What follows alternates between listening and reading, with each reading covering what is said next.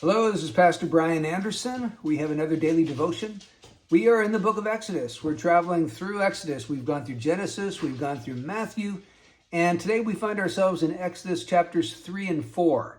And in Exodus 3:10, God commands Moses to appear before Pharaoh, who is the king of Egypt, in order to bring the sons of Israel out of Egypt. Now, this must have seemed like an impossible command to Moses because he's just a lowly shepherd.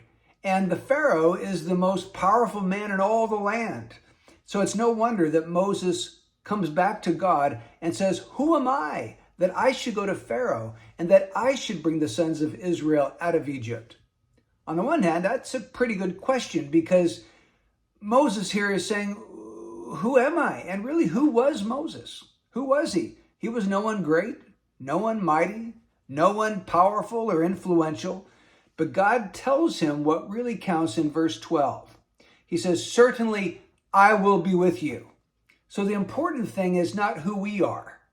The important thing is who God is and the fact that this God has promised to be with us. So God calls all of us, just like he called Moses, he calls all of us to various kinds of tasks. You might call them ministries, places of service.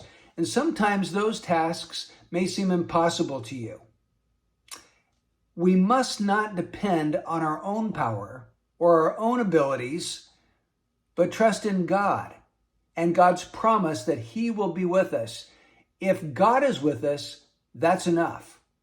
In fact, later in chapter 4, verse 14, when Moses kept making excuses for why he couldn't do what God commanded him to do, the Bible says the anger of the Lord burned against him.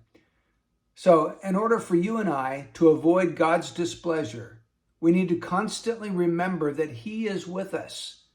And that's enough. If he's with us, that's enough for us to be able to do whatever he's called us to do.